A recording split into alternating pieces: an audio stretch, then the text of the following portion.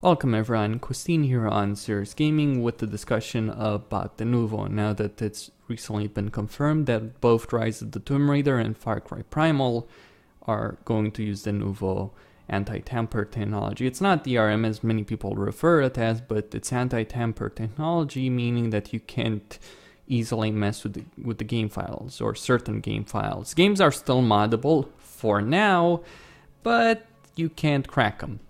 And that's a problem to a certain extent, and it's actually a problem that they have with technology that prevents you from messing with game files.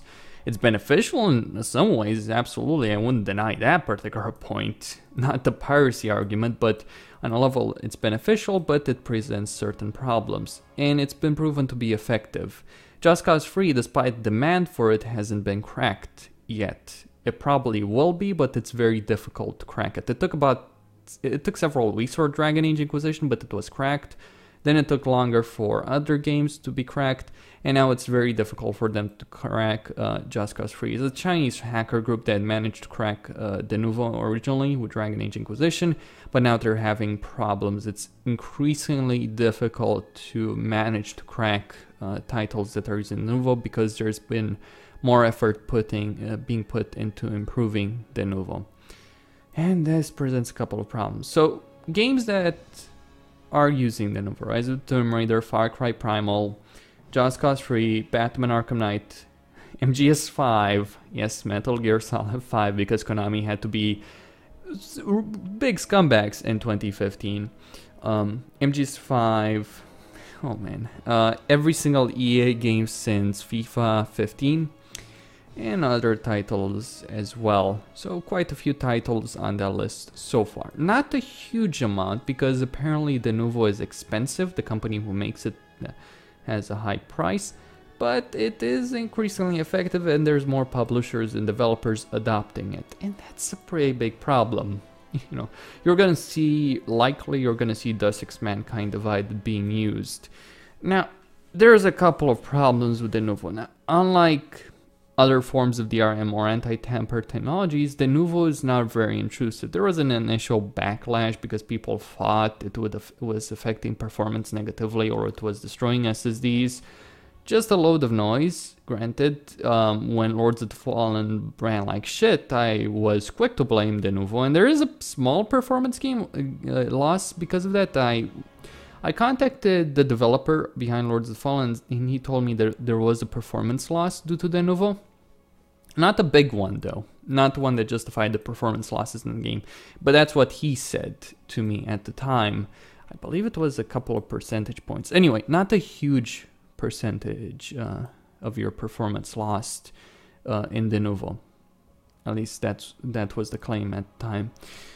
Anyway, they might have improved it since then. But MGS5 came out to Denuvo, and MGS5 ran just fine. So I haven't lost a single SSD, by the way, for all the games with Denuvo like Dragon Age Inquisition or MGS5 or Lords of the Fallen that I've played that have it.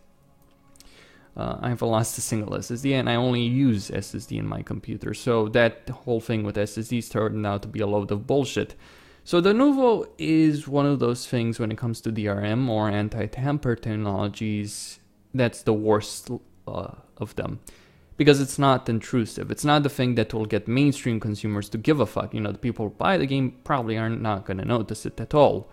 Most regular users. What they might notice, though, later down the line, if this gets widely adopted, is very bad business practices being taken in the industry.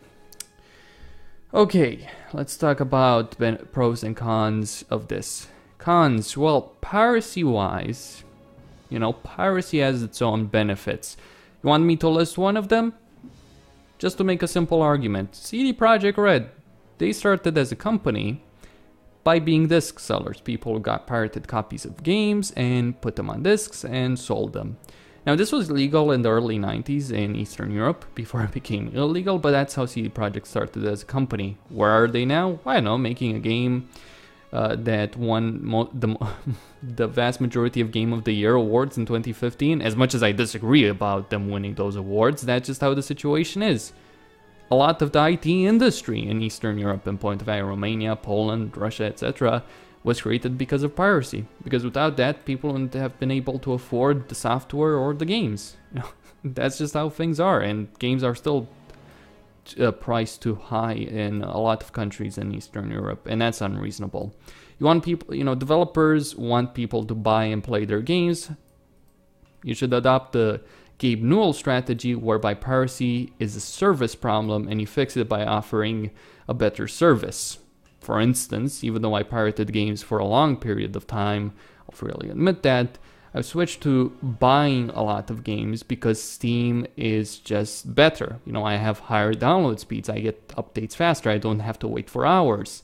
I get easier access to games, it's just easier, it's more manageable, it's more convenient than piracy is. And I'm willing to pay the price for that.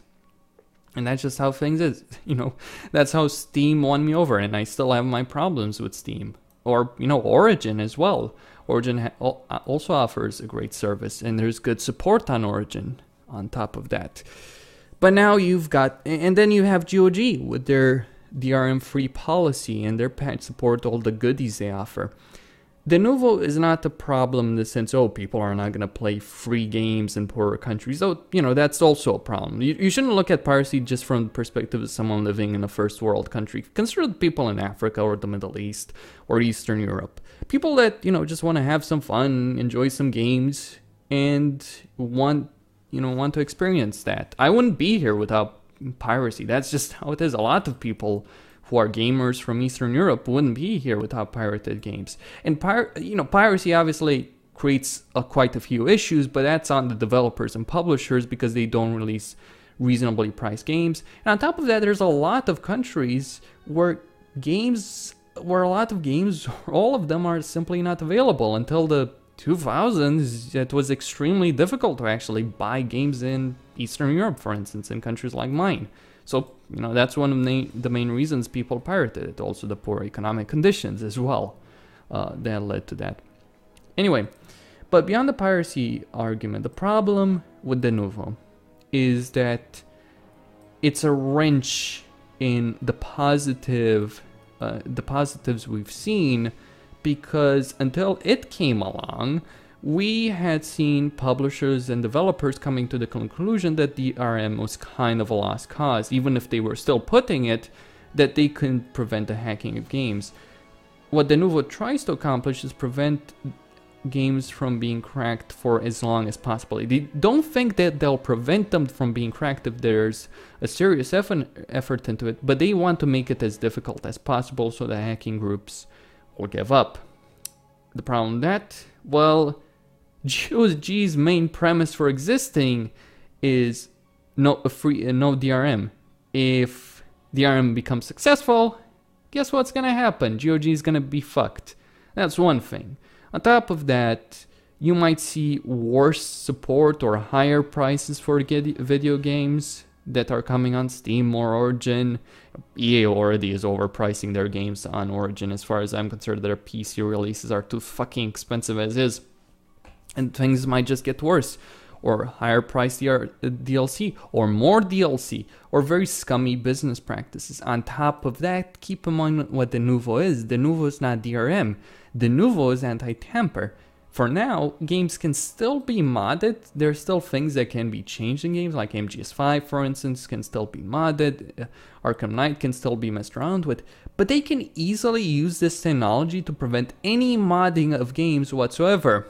That's a problem because there might be small fixes that you want to do to a game, for changing certain files, or you just might want to mod the game, right? There's a lot of fun to be had. Modding can add quite a great deal to the longevity of a game.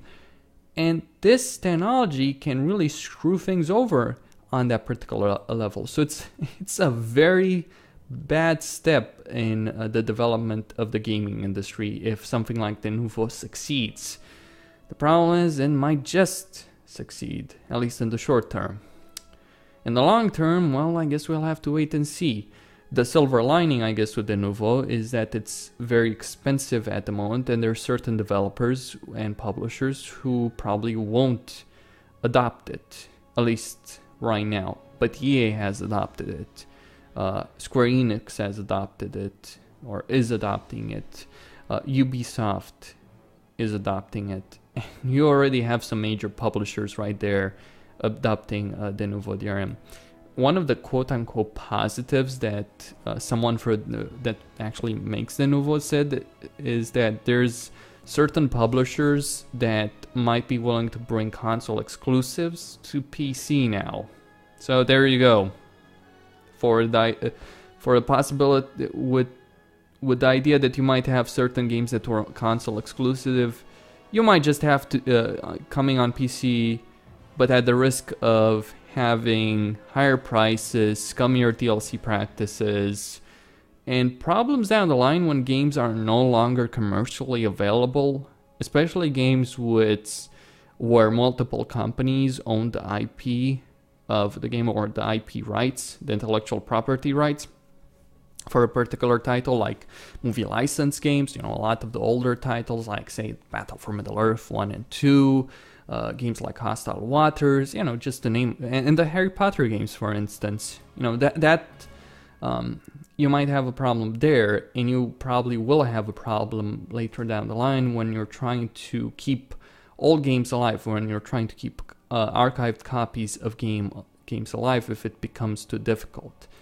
So those are the problems, those are the pros and cons. I'm against it because I would be very much in favor of GOG succeeding, for instance.